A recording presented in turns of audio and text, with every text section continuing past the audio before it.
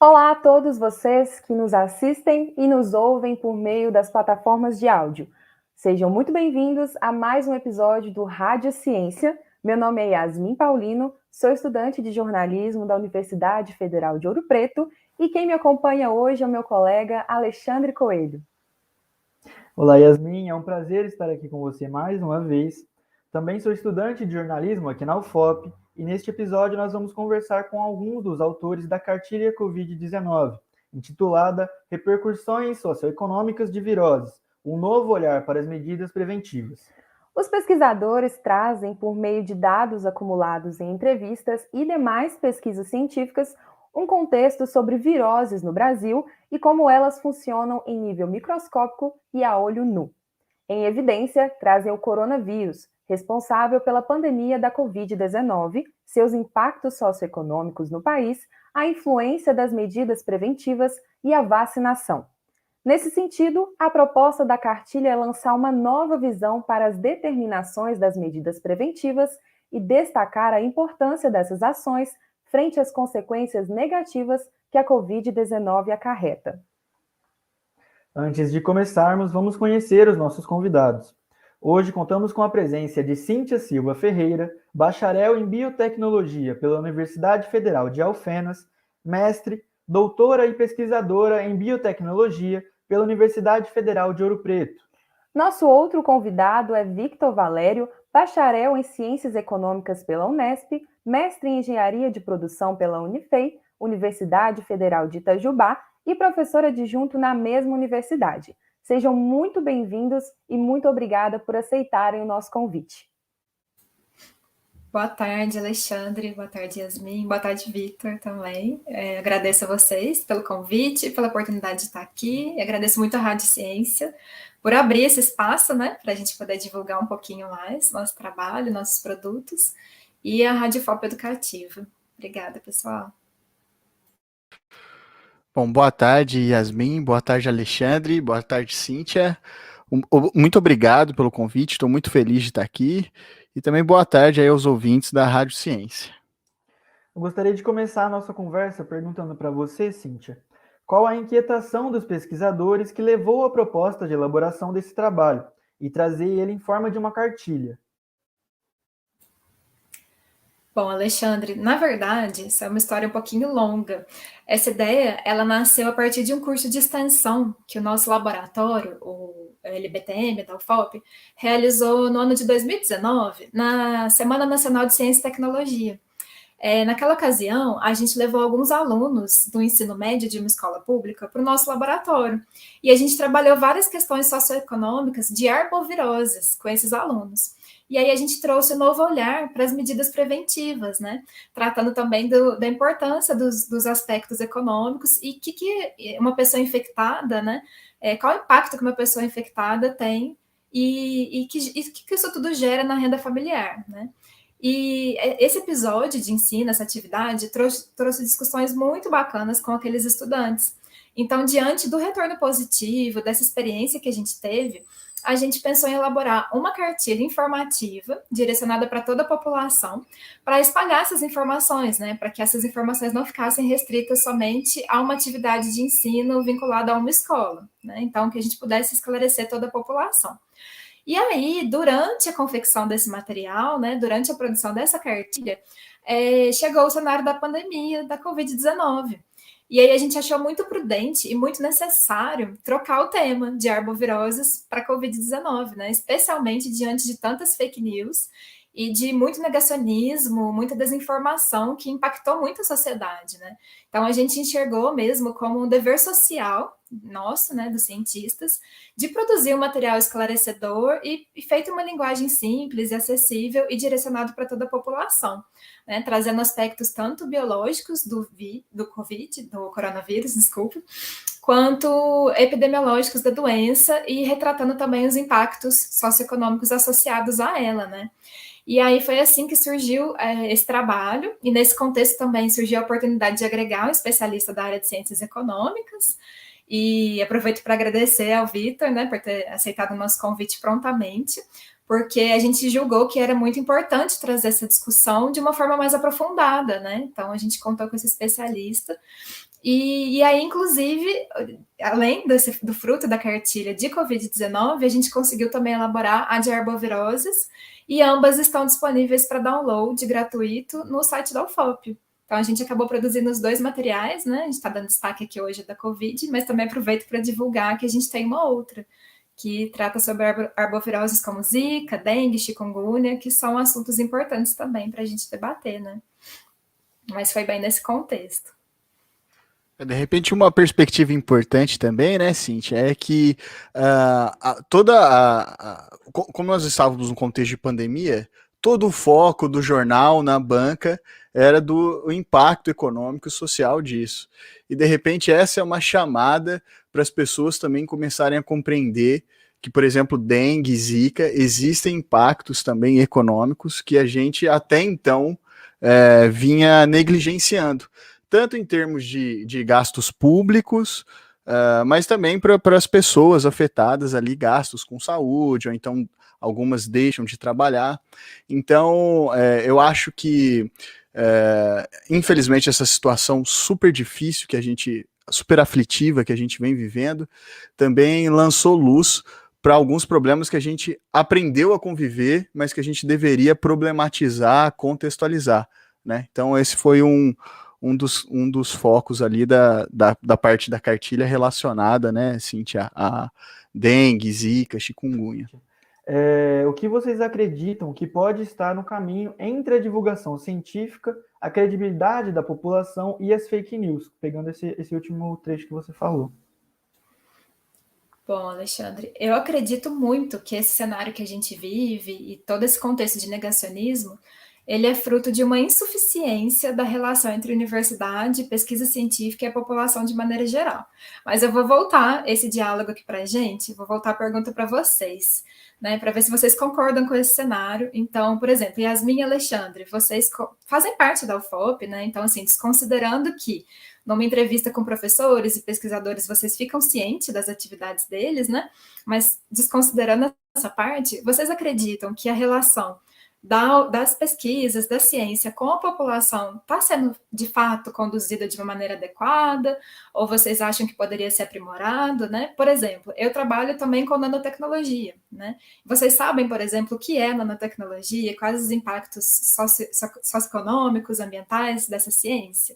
E como é que vocês acham que a gente pode melhorar esse cenário, né? Assim, aqui na rádio educativa, na Rádio Ciência, a gente já está fazendo um trabalho incrivelmente satisfatório, né? Mas será que a população está tendo acesso a esse material, a esse conteúdo? Como que a gente pode fazer para melhorar isso? Aí eu queria que vocês discutissem um pouquinho com a gente também, para a gente montar um diálogo aqui. Se a Yasmin puder falar um pouquinho, Alexandre, e por fim, se o Vitor puder complementar, acho que ficaria bem legal.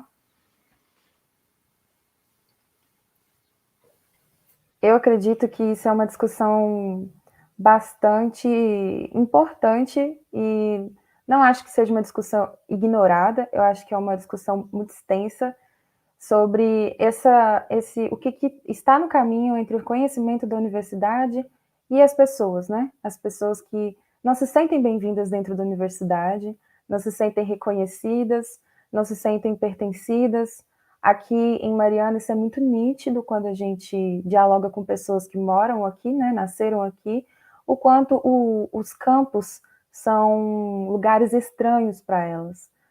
Pertencem mais às pessoas que vêm de fora do que elas que são daqui, né, nasceram aqui e vivem aqui. E eu não tenho certeza do que a gente poderia fazer para mudar isso. Eu sei que não sei dizer sobre os outros cursos também. No jornalismo existem algumas tentativas, existem algumas pessoas tentando fazer essa ponte, por exemplo, as pessoas que trabalham na Rádio Ciência, e existem outros projetos também de extensão espalhados pela faculdade. E respondendo a sua pergunta, eu não sei o que é nanotecnologia. Se eu não sei, o que minha mãe vai dizer sobre nanotecnologia? O que as minhas tias vão dizer, o meu pai?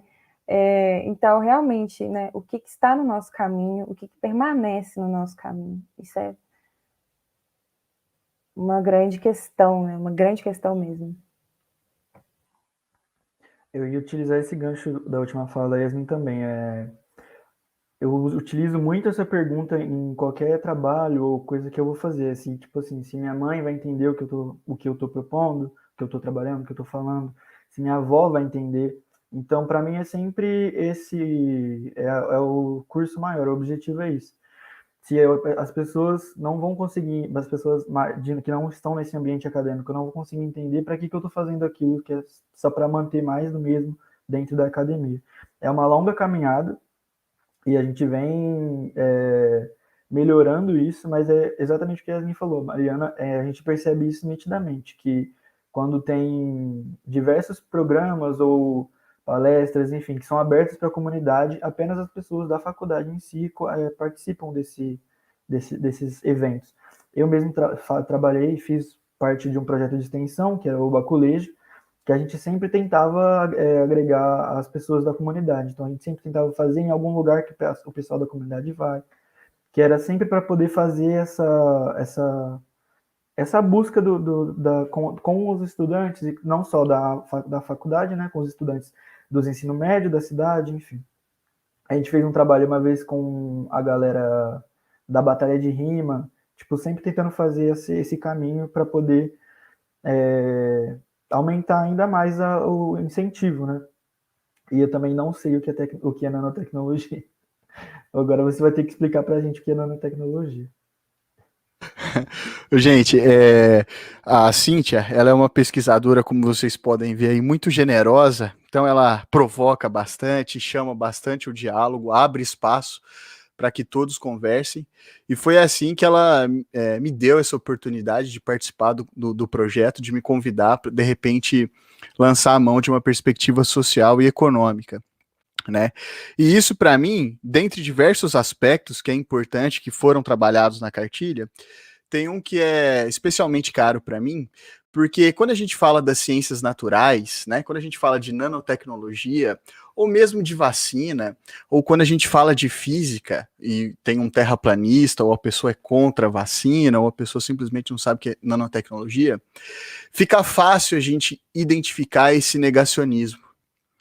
Mas nas ciências humanas, tal como a ciência econômica, que é uma ciência humana aplicada, isso é mais difícil de identificar, pelo menos para o público comum. Ela vê um professor que tem ali a sua pesquisa, que utiliza dados, que emprega método científico para chegar a uma conclusão sobre um fenômeno social, mas como ela pensa, quando a gente pergunta assim, de repente, para uma pessoa, o que é um cientista? Ela pensa alguém com um jaleco dentro de um laboratório.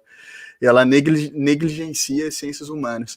Então foi uma oportunidade também, essa cartilha, de trazer cientificidade a essa perspectiva social e econômica. Então, hoje, a gente está aterrorizado, a gente fica assustado de ver a força desse negacionismo. Mas ficou claro para nós a partir das ciências naturais, a partir daquele que não quer tomar vacina, ou a partir daquele que é terraplanista. No entanto, as ciências humanas vêm sendo atacadas sistematicamente há anos. Né? Então, eu acho que essa é uma perspectiva que também foi muito cara para mim, foi muito interessante para mim poder participar e empregar na cartilha também essa análise científica que as ciências humanas também, essa perspectiva científica que as ciências humanas também emprega. Eu acho que o grande desafio que eu enfrentei na cartilha é o grande desafio que a gente enfrenta na divulgação científica. Pelo menos assim, né? Que quando eu comecei a pensar a estruturação da escrita, os dados, etc., sempre como o desafio é como passar esse conceito que é complexo, que é amplo, de maneira simples, sem que ele seja superficial, sem perder toda a complexidade. Então, eu acho que esse é a grande dificuldade. Como a gente vai apresentar conceitos complexos, que dependem, de repente, de matemática, de estatística, como que a gente consegue passar esse conceito de uma maneira que a pessoa consiga interpretar, discutir, debater, seja convidado e estimulado ao debate, e, ao mesmo tempo, ele tem que ser simples, mas a gente não pode perder ali todas as nuances da metodologia do fato, né? Então eu acho que esse é um grande desafio que a gente tem que estudar e tem que pensar uma maneira de uma solução aí para a gente conseguir empregar. Ainda mais no contexto brasileiro, em que a educação, acho que é um dos tópicos que futuramente a gente vai abordar, em que a educação também vem sofrendo retrocessos, né? Educação básica, educação no ensino superior. Então, é muito difícil, essa questão fica ainda mais difícil, principalmente para a população mais vulnerável, né? Que é, de repente, quem deveria ser mais convidada ao debate. Então é um desafio realmente, e eu acho que a cartilha ela tem um pouco, não sei se a Cíntia concorda comigo, tem muito, aliás, desse foco de tentar enfrentar esse desafio. Bom, pessoal, achei que a Cíntia ia responder sobre nanotecnologia, e aí eu fiquei esperando. Mas... Oi, desculpa, eu ia complementar, então se Não, já ia sem para a problema. próxima pergunta. Mas não vou explicar o que é nanotecnologia hoje, porque vai ser um compromisso de aproximar essa ciência de toda a população, e aí vocês vão ficar cientes sobre do que se trata. Bom, seguindo então, diante das especulações sobre de onde surgiu a Covid-19, Victor e Cíntia também, vocês poderiam comentar sobre como o ser humano pode influenciar na relação que ele cultiva com a natureza e o surgimento de novos vírus?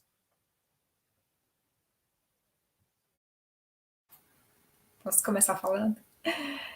Bom, Yasmin, basicamente, a grande maioria das viroses emergentes que assolam a população, elas são zoonoses, ou seja, elas são doenças transmitidas aos seres humanos pelos animais. E são doenças que afetam os animais, né?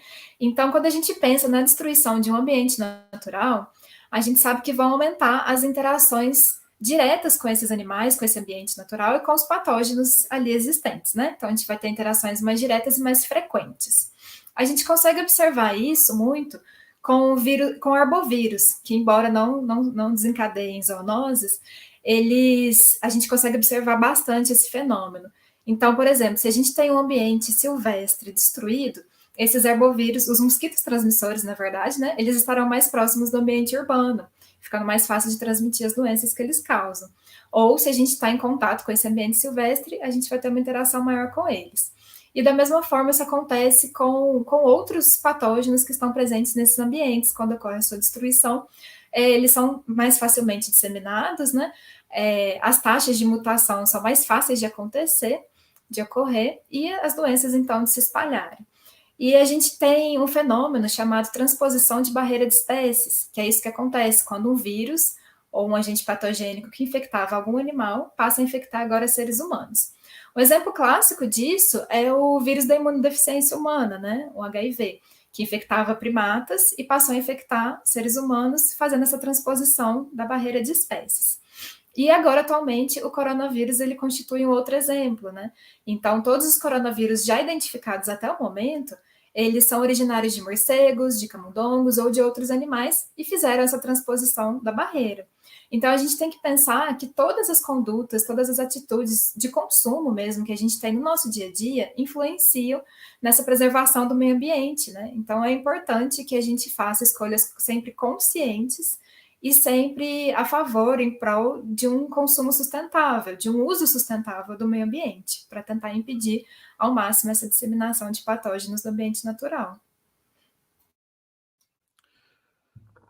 De repente, sobre uma perspectiva econômica, né, aproveitando o gancho da Cíntia, nós temos um economista célebre no Brasil chamado Celso Furtado, e em um dos livros dele que ele discute o desenvolvimento, ele faz uma pergunta que eu acho que é isso na década de 80, e essa pergunta é totalmente atual ainda, né? Ele pergunta, o que vai acontecer com o mundo se a Índia, a China, a Rússia e o Brasil, esses países enormes, tiverem a mesma quantidade de carros per capita, carros por pessoa, que os Estados Unidos. Então, o livro dele, o livro dele tem por título O Mito do Desenvolvimento.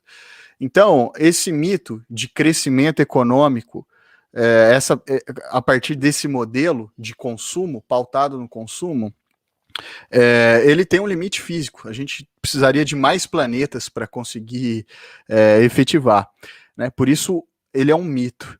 E o que a gente tem que discutir economicamente é como trazer para a agenda do desenvolvimento a questão da sustentabilidade, né? E isso está na pauta, está na agenda hoje, né? A gente pode observar, por exemplo, a partir das discussões que ocorrem na COP26.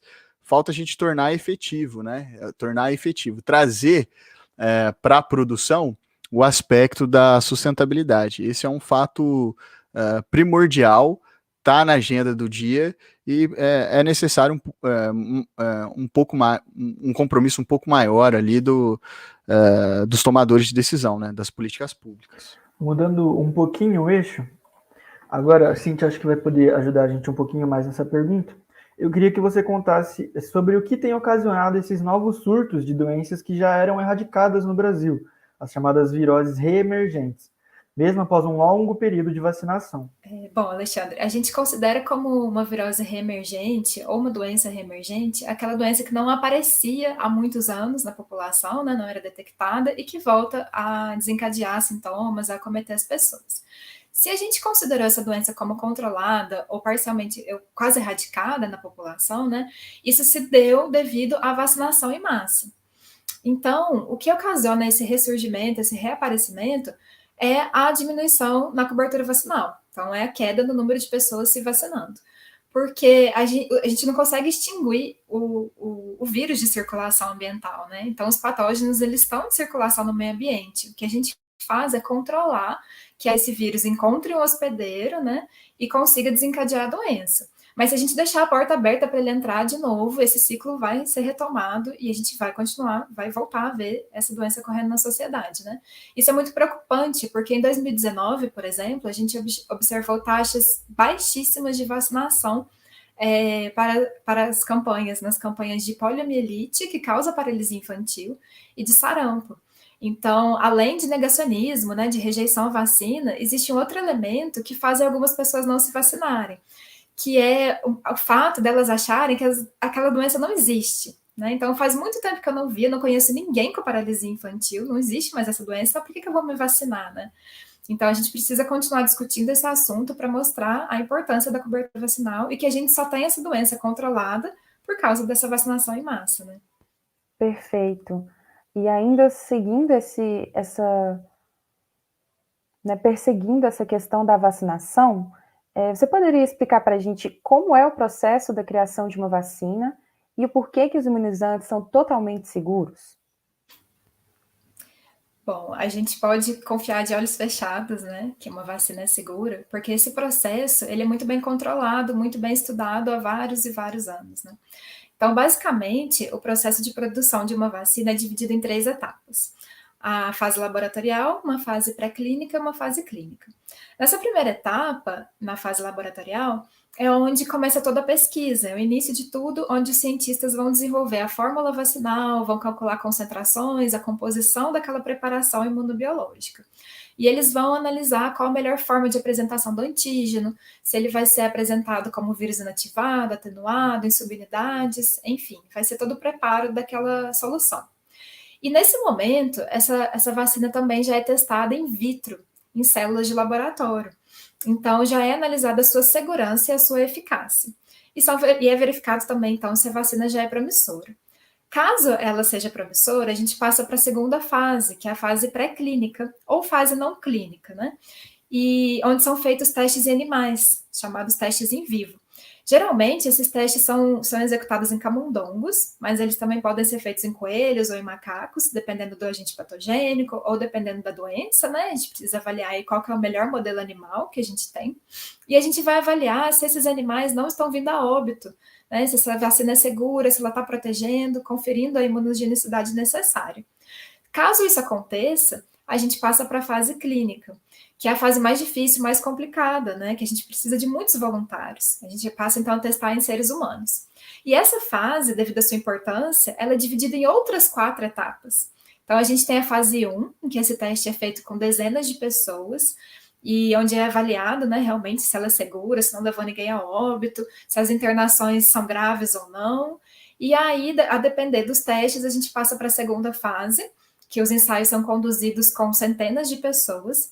Depois nós passamos para um teste com milhares de pessoas, e aí, por fim, na quarta etapa dessa terceira fase, a gente passa para a distribuição efetiva para a população, né? E além disso, após todos esses testes, quando a vacina começa a ser produzida em larga escala para ser distribuída, a gente ainda tem processos de regulamentação e certificação pelas agências regulatórias, como a Anvisa. Então, a gente pode ficar tranquilo que, além de um respaldo dos cientistas, né, nesses vários testes que são realizados, as agências regulatórias ainda certificam essas vacinas. Então, a gente pode confiar que elas são seguras, né, quando chegam para a gente. É um longo caminho. E a próxima pergunta é para vocês dois, Vitor e Cíntia.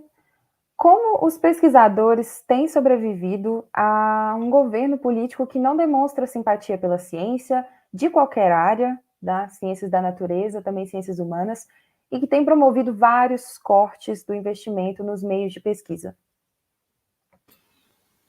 Olha, é muito difícil responder essa pergunta, né? Porque será que a gente está sobrevivendo de fato, né?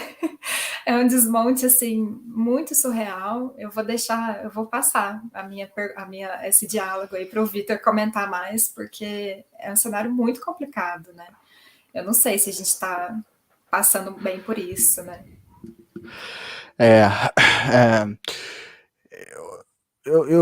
Ontem de manhã eu havia pego o jornal e eu li uma notícia que me deixou muito triste. 37 servidores pediram demissão no INEP, e então o presidente do INEP veio a público dizer que o Enem, não, mesmo assim, a despeito disso, não corre perigo de aplicação, esse é o próximo, né? Mas eu fico pensando qual o motivo de 37 servidores pedirem demissão de cargos de administração no MEC, no Ministério da Educação, né?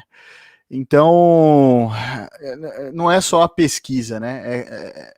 Me parece um movimento contra a educação nas suas mais diversas ações e atividades, né? Eu acho que a sua pergunta, Yasmin, Alexandre, eu acho que ela foi muito bem formulada, porque vocês perguntaram como que a gente vem sobrevivendo, né? E eu acho que a resposta é essa: nós estamos sobrevivendo. A ciência brasileira, ela sobrevive a despeito das políticas públicas, né? E é uma situação muito, muito complicada.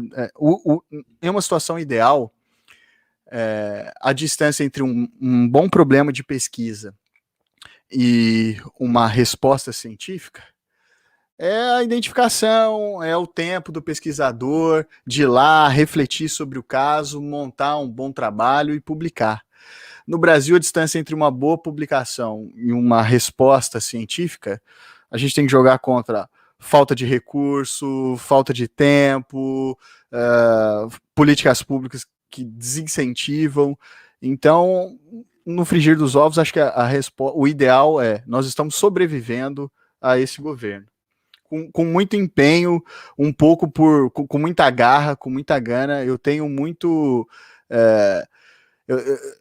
eu me sinto assim muito contente, eu fico muito satisfeito de ver os meus pares professores ao longo dessa pandemia lutando pela educação. Há 2 anos, a gente, dentro de novos formatos, novos métodos, eu sobrevivendo, e por um Brasil que a gente sabe que é o ideal, que a gente sabe que a gente consegue chegar, mas também que a gente sabe a distância que a gente está para chegar.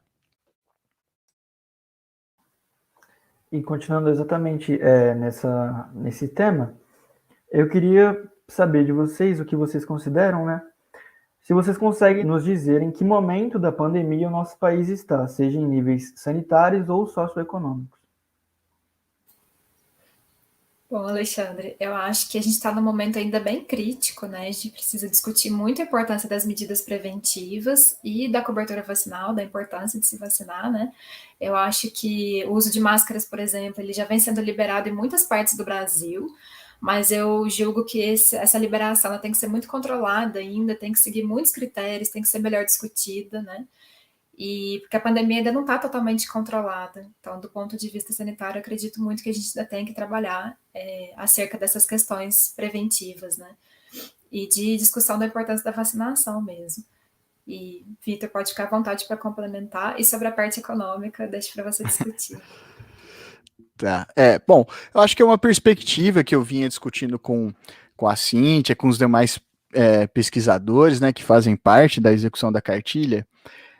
Em primeiro lugar, a gente tinha uma máxima de que foi até divulgado em alguns meios de comunicação, né, que a doença ela é democrática, né? Ah, não, o Covid é democrático. E o que a gente, quando a gente observou os dados, analisou os dados, a gente pôde observar que ele, bom, não é tão democrático assim. Na verdade, a gente tem uma população vulnerável muito grande. Nós temos municípios com nós temos mais de 50% de municípios, de população em municípios que não têm acesso a esgoto.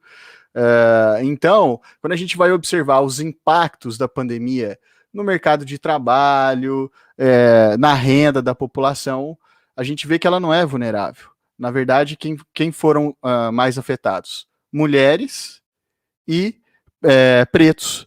Então, uma das perspectivas que a gente quis discutir é que a pandemia ela impactou no Brasil como um todo e com maior intensidade por uma população já vulnerável em questões sanitárias, em questões econômicas, de renda e etc. Né? Então, eu acho que essa é uma perspectiva importante. E isso o Brasil voltou ao mapa da fome. Né? Então, não é uma doença tão democrática assim. Então, acho que essa é uma perspectiva importante e ela permanece, né? E ela criou raízes profundas. Então, o Brasil, no médio e longo prazo, ele vai ter que enfrentar de novo, né, esses desafios que já existiam e que foram intensificados a partir da pandemia. Essa é uma primeira perspectiva que tem lá na cartilha que eu acho importante ressaltar. E uma outra perspectiva é que parece um joguinho de palavras, parece menos importante, mas eu julgo que é muito importante, que é o seguinte: o isolamento social, ele não trouxe consequência. A pandemia trouxe consequência. O isolamento social foi um dos únicos artifícios que nós tivemos para controlar a crise sanitária. Então eu vejo muito as pessoas comentarem a crise econômica oriunda do isolamento. Não, a crise econômica por conta da pandemia. Porque se fosse por conta do isolamento, seria muito simples, é só a gente evitar o isolamento, mas a gente entende, né? A gente entende que isso não é possível na prática. Então, eu acho que essa é uma perspectiva importante também, porque quando a gente responsabiliza a pandemia e não o isolamento, a gente, de repente, teria ganhado mais adesão do que ganhou. Agora a gente já está discutindo, né, se a gente consegue afrouxar ou não. Mas na ocasião, acho que foi uma perspectiva que a gente perdeu também de discutir, não na cartilha, mas no debate, na banca, enfim, nos comentários públicos. O que eu posso dizer o Brasil vai estar vivendo uma situação aflitiva. Tendência de aumento de taxa de juros, aumento da inflação recorde, diminuição da renda, em especial da população de baixa renda. Então, todos aqueles problemas estruturais que a gente havia pensado já havia visto a luz do fim do túnel. Bom, esse túnel está muito mais distante agora de chegar, muito mais do que nunca. Então, esses são os problemas que a gente vai enfrentar no próximo ano, nos próximos anos, né? Em associação, eu gostaria de aproveitar um momento bem rapidinho para ressaltar que está sendo muito, muito pouco discutido, né? Mas o Bolsa Família, que era um dos programas de manutenção da renda, em meio a essa situação aflitiva, ele foi extinto, está se discutindo aí a alteração pelo Auxílio Brasil, mas isso depende de aprovação de orçamento e etc. Todas as questões mais complexas que a gente não vai discutir aqui. Mas isso é muito importante, que a população vulnerável agora se vê ainda mais vulnerável. Ainda mais vulnerável. Então, esse é um ponto muito importante. Nós temos uma situação muito complicada para enfrentar nos próximos anos. E tratando exatamente dessa última fala de vocês, após as pesquisas feitas para a cartilha, Eu queria que vocês comentassem qual a importância exatamente dessas medidas preventivas, como o uso de máscara e o distanciamento social, que estão sendo menos utilizados agora, de acordo com a vacinação, e que é tão defendido no trabalho de vocês, justamente para esse momento atual da pandemia que a gente está no Brasil. Olha, eu acho que tanto considerando o momento que a gente observou o maior número de casos e de mortes, quanto agora, né, que a gente tem uma grande parte da população já vacinada, o uso de máscaras, né, a adoção de medidas preventivas é muito importante para controlar a disseminação do vírus, né? Como eu falei, ele vai estar sempre presente aí circulando no ambiente, então a gente precisa controlar esse espalhamento dele, essa disseminação.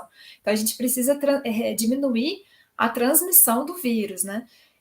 Lembrando que uma pessoa vacinada, ela ainda pode ser infectada, né, e espalhar esse vírus para a sociedade. Então é importante a gente continuar discutindo a necessidade de vacinação e de manutenção dessas medidas preventivas, né? A gente precisa continuar usando máscara por enquanto, não é o momento ainda de relaxar nessas medidas, né? E sim de reforçar a importância de todas elas.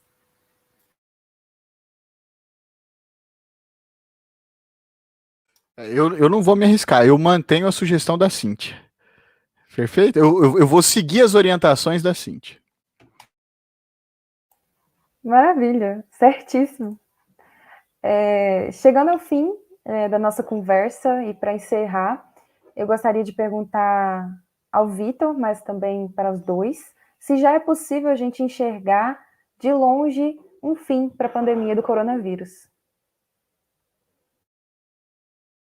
Dessa vez eu vou me atrever a responder primeiro, Cíntia. Eu penso o seguinte, sob uma perspectiva sanitária, eu já vou deixar ela fechar com chave de ouro. Por isso que eu até me apressei aqui para ela poder fechar com chave de ouro. O que eu gostaria de repente, trazer a reflexão, né, ou reforçar, é que os impactos econômicos da pandemia, ao menos para o Brasil, eles vão permanecer.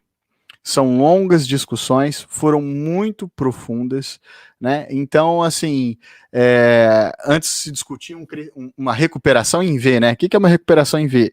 O V, ele cai, então a gente caiu, mas aí logo em seguida tem tem uma esquininha ali do V, né? Que é o que a gente chama de ponto de inflexão, e a economia volta a crescer. Bom, caímos, né, na triste surpresa de que não houve essa recuperação, ela não é tão simples assim, nós temos impactos no mercado de trabalho, impactos estruturais, na escolarização, na população de baixa renda, e isso vai permanecer para os próximos anos, a despeito, né, mesmo que numa situação ideal, no meu otimismo aqui máximo, que a gente tenha superado completamente a pandemia. Agora, sobre uma perspectiva aí sanitária, eu não vou me atrever, eu vou seguir as orientações da Cíntia mais uma vez. Bom, eu queria muito, né, responder que sim, que já é possível vislumbrar um fim aí da pandemia, inclusive já contar os dias, né, determinar aí, mas acho que a gente ainda está no momento crítico de discussão, de adoção de medidas preventivas, né, de discussão da importância das vacinas, como a gente veio falando, e especialmente porque a gente depende muito do andamento da cobertura vacinal, né, e da atitude das pessoas. E a gente tem visto aí já a quarta onda na Alemanha, né, a Alemanha recentemente registrou um número recorde de casos diários de Covid desde o início da pandemia. Então, a gente percebe que esse movimento negacionista, essa rejeição às vacinas, ela não acontece somente aqui no Brasil. E é muito importante que a gente veja esse caso para aprender com os erros, né, que a Europa está passando agora, para a gente não sofrer as mesmas consequências que eles estão sofrendo, né? Então, muito importante a gente continuar discutindo. Na minha família mesmo, tem pessoas que já nem querem tomar a terceira dose por causa da enxurrada de fake news que surge a respeito da segurança das vacinas, né? Então, é muito importante a gente continuar discutindo que sim, vacinação seguras é necessário para a gente contornar todo esse contexto, senão vai ser muito difícil a gente chegar em um cenário de controle da pandemia, né? A gente não vai conseguir eliminar o coronavírus do globo assim, instantaneamente, então a gente precisa se agarrar nas medidas preventivas e na vacinação em massa.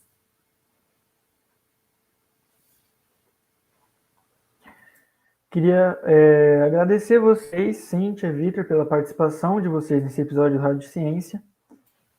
Eu agradeço muito a oportunidade, o convite, E agradeço também por vocês dois terem participado um pouquinho do diálogo, né? Eu gosto sempre de interagir com os entrevistadores.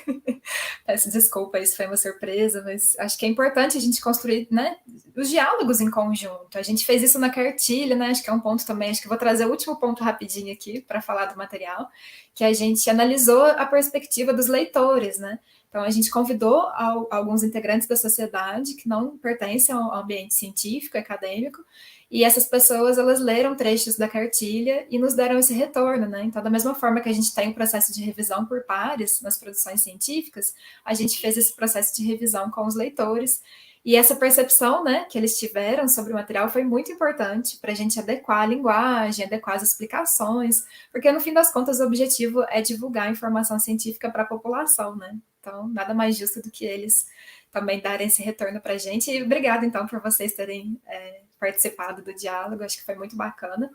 E parabéns pela iniciativa, né, da Rádio Ciência. Acho que é imprescindível esse trabalho que tem sido feito. Eu fico muito grata de poder estar participando. Eu gostaria de agradecer a Cíntia pelo convite, pela oportunidade de participar de um projeto tão legal. E agradecer a Yasmin e ao Alexandre pelo convite também, né, por me permitir um espaço aqui para discutir, para comentar, para poder falar um pouquinho do cenário econômico no meio de todas essas questões sanitárias, né. Muito obrigado, agradecer, dizer que eu estou muito feliz em poder compartilhar, construir com os meus amigos aí da UFOP. Então, muito obrigado, espero que tenha sido ao menos um pouquinho, tenha facilitado aí o entendimento da situação complicada que a gente vai vivenciar, já está vivenciando, né? E estou à disposição para, se no futuro precisarem aí de alguma explicação adicional, algum ponto, eu posso deixar o meu contato com a Yasmin, com o Alexandre, se o ouvinte quiser me fazer uma pergunta, eu gosto de ser acessível, então eu vou ficar muito feliz em poder responder. Tá joia?